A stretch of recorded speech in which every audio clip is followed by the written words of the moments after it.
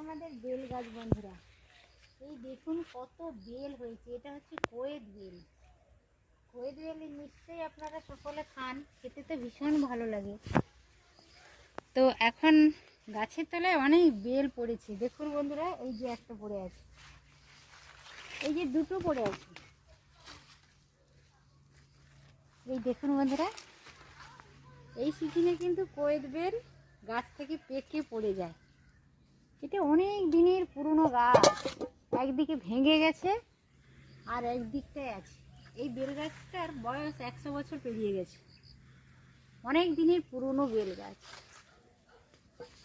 এইদিকে দেখুন, এইদিকেও পড়েছে।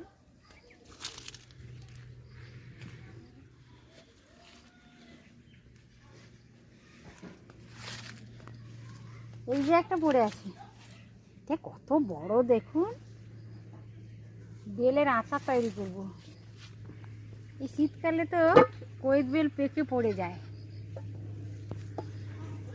আর এইদিকে একটা পড়ে আছে,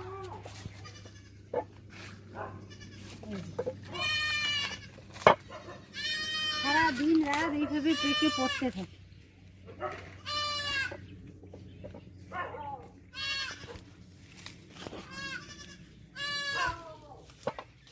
অনেকগুলো পড়ে গেছে, একটা ধাপা থেকে।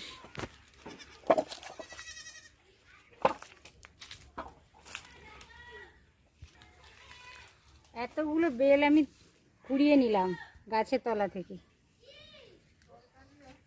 নমস্কার বন্ধুরা, কেমন আছেন সবাই? গঙ্গাসাগরের বনেদি রান্না ও পরিবেশ ইউটিউব চ্যানেলে আমি সবাইকে নতুন একটা ভিডিও দেখার জন্য আমন্ত্রণ জানালাম। আমার পুরনো বন্ধুদের পাশে থাকার অনুরোধ করলাম, আর নতুন বন্ধুদের অগাধ ভালোবাসা, শুভেচ্ছা, প্রণাম, স্বাগত সব কিছু জানিয়ে আমি আজকে নতুন ভিডিও শুরু করছি। এখন তো শীতকাল চলছে বন্ধুরা। শীতকালে কিন্তু আমরা তো গরমের দিনে বেশি আমের আচার বা অন্যান্য আচার করে খাই, কিন্তু শীতকালেও একটা আচার খুব ভালোভাবে করা যায়, সেটা হচ্ছে কোয়েদ বেলের আচার। তো কোয়েদ বেলের গাছ আমাদের বাড়িতে বেশ 3-4খানা রয়েছে, একটাতে প্রচুর পরিমাণে বেল হয়। আজ আমি এই দেখুন কিছুটা পরিমাণ বেল কুড়িয়েছিলাম, আজকে 4-5 দিন আগে বেল কুড়িয়ে রেখেছি। কোয়েদ বেলগুলো গাছ থেকে পড়ার পরে 4-5 দিন বাড়িতে রাখতে হয়, তারপর কিন্তু এইভাবে একটু কালো হয়ে গেলে, দেখতে পাচ্ছেন তো, এই দেখুন এটা আজকের পড়েছে, এটা কালো হয়ে গেছে, সমান এটা আচার করার মতন হয়ে গেছে, খাওয়ার মতো হয়ে গেছে। আর এটা কিন্তু ভেতরের শাঁসটা শক্ত আছে। এই দেখুন এটা সবুজ হয়ে আছে আর এটা কালো হয়ে আছে। পার্থক্যটা আপনারা বুঝতে পারছেন, যেটা সবুজ হয়ে আছে সেটা আজকেরই পড়েছে, আর যেটা কালো হয়ে গেছে এটা 3-4 দিন আগে আমি গাছের তল থেকে কুড়িয়ে এনে বাড়িতে রেখেছিলাম। এর ভেতরে শাঁসটা নরম হয়ে গেছে, এইটার ভেতরে শাঁসটা কিন্তু শক্ত হয়ে আছে। 4-5 দিন বাড়িতে রাখার পরে এইভাবে কালো হলে তারপরে আচার করে খেতে হয়, টক বানিয়ে খেতে হয়, যার যেমন খুশি তেমন করে খাওয়া যায়। তো আমি অনেকগুলো বেল নিয়ে বসে গেছি, এতগুলো বেলে করব না, আমি পার্থক্যটা দেখিয়ে দিলাম। এই সবুজ বেলে কিন্তু কখনো আচার করা যায় না, ভেতরের শাঁসটা কিন্তু শক্ত থাকে বন্ধুরা, তাই আমি বারবার ধরে আপনাদের বুঝিয়ে দিলাম। তো আমি এই দুটো বেলেই কালো হয়ে গেছে, এই দুটো বেল দেখেই আপনারা বুঝতে পারছেন, এই দুটো বেলেরই আজ আচার করব। তো এই শীতকালে কোয়েদ বেলের আচার খেতে খুবই ভালো লাগে। তো আজ আমি একটা সহজ পদ্ধতিতে আপনাদের আচার বানানো শেখাবো। ভিডিওটা শুরু থেকে শেষ পর্যন্ত দেখতে থাকুন, আর বনেদি পরিবারের সদস্য একজন হয়ে যান, আমার চ্যানেলকে সাবস্ক্রাইব করবেন এবং বনেদি পরিবারের সদস্য হয়ে যাবেন, তাহলে ছোট্টখাটো নিত্য নতুন ভিডিওর আপডেট পেয়ে যাবেন। তো চলুন তাহলে ভিডিওটা শুরু করা যাক।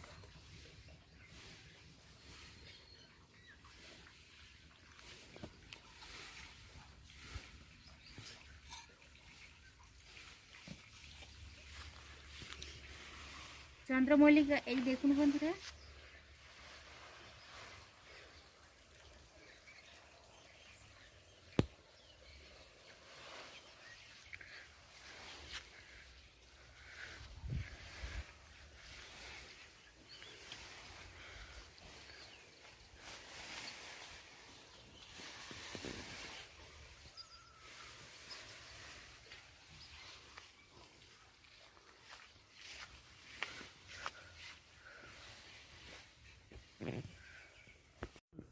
এই দেখুন বন্ধুরা, দুটো বেল নিয়েছি, এই দুটো বেলেরই আজ আমি আচার করব। বেলগুলো প্রথমত একটা শক্ত কিছুর উপরে রেখে ফাটিয়ে নিতে হবে। এই দেখুন ভেতরটা কি সুন্দর কালো হয়ে গেছে, আর কি সুন্দর একটা গন্ধ চলে আসছে। পাকা বেলের একটা দারুণ সুন্দর গন্ধ। হয়তো অনেকের ধারণা হবে যে বেলটা কালো হয়ে গেছে সমান খারাপ হয়ে গেছে। বেলটা কালো, কোয়েত বেল যখন কালো হয়ে যাবে তখনই আপনারা ভাববেন যে ওটাই ভালো, ওটাই পেকে গেছে, একেবারে খাওয়ার মতো হয়ে গেছে। কোনো কিছুর উপরে রেখে, একটা পাথরের উপরে বা পাকার উপরে বা ছোট কোনো কিছু ভারীর উপরে রেখে যদি এইভাবে ফাটিয়ে দেওয়া যায় সুন্দরভাবে ফেটে যায়। চলুন এবার শাঁসটা বের করে আচারটা করে দেখাই আপনাদের। দেখুন বন্ধুরা, বেলগুলো তো ফাটিয়ে নিয়েছি, কি সুন্দর ভেতরে একটা বেলের সুন্দর সুবাস চলে আসছে। আমি এমনই বেল আচার তৈরি করব যে সঙ্গে সঙ্গে খাওয়া যাবে এবং খুব কম উপকরণে এবং খুব তাড়াতাড়ি। বেশি কিছু উপকরণও লাগবে না, কিন্তু খেতে ভীষণই ভালো লাগবে। তো ভিডিওটা দেখতে থাকুন আপনারা। আমি 3টা বেলই ফাটিয়ে নিয়েছি। এই দেখুন, এই আচারটা তৈরি করার জন্য কি কি ব্যবহার করছি উপকরণ দেখুন। কিছুটা পরিমাণ আমি সরষের তেল নিয়েছি, লবণ নিয়ে নিয়েছি পরিমাণ মতো দিয়ে দেব।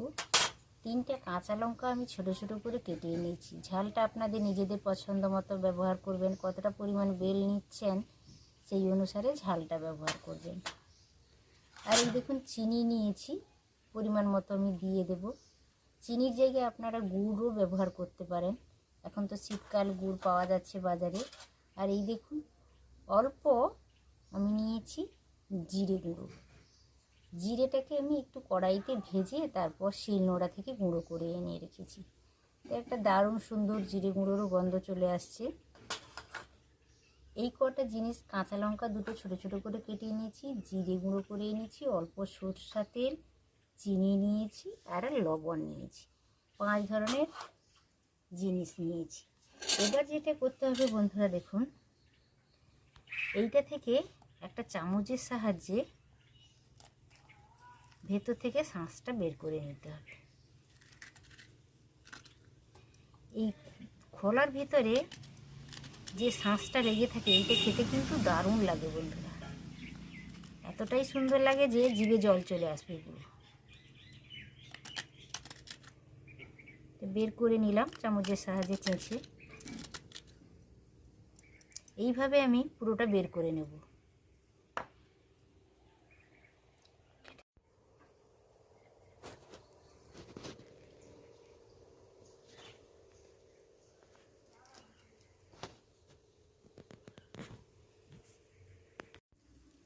দেখুন বন্ধুরা, আমি তো চেঁচে সমস্ত কিছু খোলার ভেতর থেকে বের করে নিয়েছি। এইভাবে চেঁচে বের করে নিতে হবে। তো চেঁচে বের করে নিয়েছি। এবার ভেতরে যে হালকা ফাইবার টাইপের চের মতো থাকে, এইগুলো কিন্তু বের করে ফেলে দেব। এই আচারটা বানানো খুবই সোজা এবং খেতে ভীষণই ভালো লাগে। অল্প সময়ের মধ্যে হয়ে যায়, বাড়িতে থাকা অল্প উপকরণের দ্বারা হয়ে যায়। গ্যাস ওভেনও ব্যবহার করার প্রয়োজন নেই, উনানও ব্যবহার করার প্রয়োজন নেই। হাতে মাখিয়ে আচার এত সুন্দর হয় বন্ধুরা, একবার না খেলে কিছুতেই বুঝতে পারবেন না। একবার এই সিজনে এইভাবে আমার মতো আমি যেইভাবে করছি এইভাবে বেলের আচার বানিয়ে দেখুন, খেয়ে দেখুন কেমন লাগে। সঙ্গে সঙ্গে খাওয়া যায় ইনস্ট্যান্ট। এই ভেতরে ফাইবারগুলো একটু বের করে ফেলে দিলে ভালো হয়।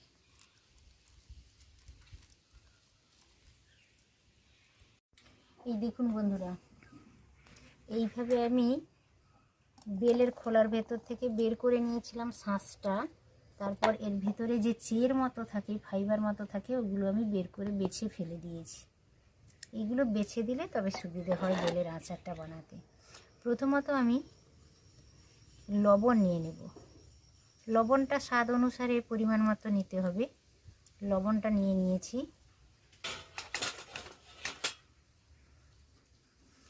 এরপর 3টা কাঁচা লঙ্কা আমি ছোট ছোট করে কেটে রেখেছি, নিয়ে নিলাম। এরপর চিনি নিয়েছি। চিনিটা আপনাদের পছন্দ মতন ব্যবহার করবেন, মিষ্টিটা।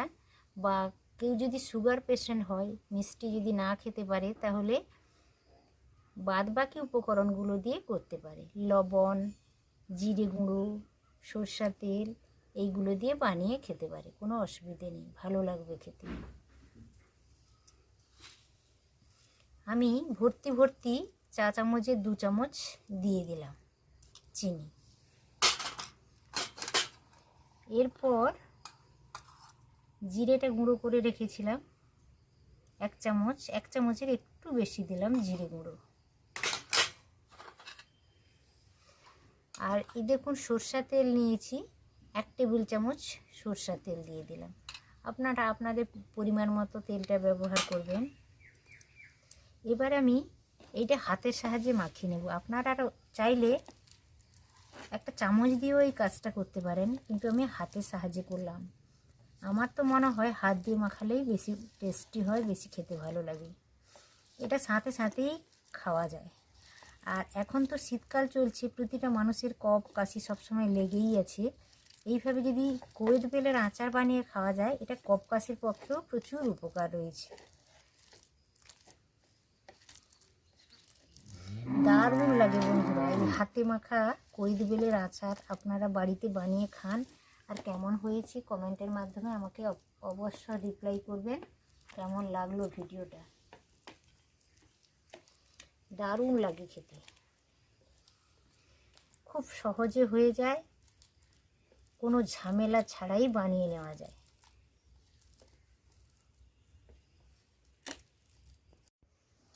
এই দেখুন বন্ধুরা, কোয়েদ বেলের হাতে মাখা আচারটা আমার একেবারে রেডি হয়ে গেছে। দেখুন কতটা লোভনীয় হয়েছে, দেখেই কতটা খেতে ইচ্ছে করছে, মানে পুরো জিভে জল চলে আসছে। আমি একটু খেয়েও আপনাদের দেখাচ্ছি।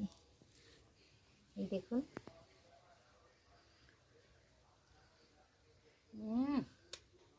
দারুণ হয়েছে বন্ধুরা। এইভাবে করে খাবেন, দারুণ লাগে। এটা ভাতের সাথেও খেতে ভালো লাগে, আর ভাত খাওয়ার পরে যদি বসে বসে খাওয়া যায় রোদে, দারুণ লাগে। আর কপকাশির ক্ষেত্রে তো এই বেলের আচার কিংবা বেল খেতে খুবই ভালো লাগে, মুখের টেস্ট একটা যেন ফিরে পাওয়া যায়। আপনারা ট্রাই করে দেখবেন, আর কেমন লাগে আমাকে অবশ্যই রিপ্লাই করবেন কমেন্টের মাধ্যমে।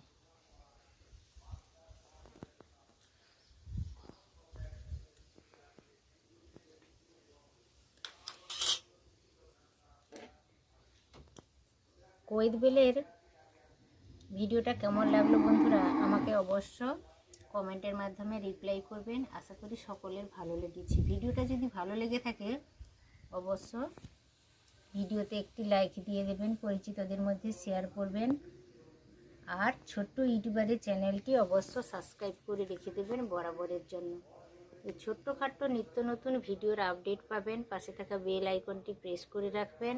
আমার ভিডিও আপলোডের সাথে সাথে সবার আগে আপনাদের কাছে পৌঁছে যাবে। আজ তাহলে আসি বন্ধুরা, আবার অন্য কোনো রেসিপি নিয়ে হাজির হয়ে যাব। তত সময় আপনারা সকলে সুস্থ থাকুন, ভালো থাকুন, সাবধানে থাকুন। শীতকাল চলছে।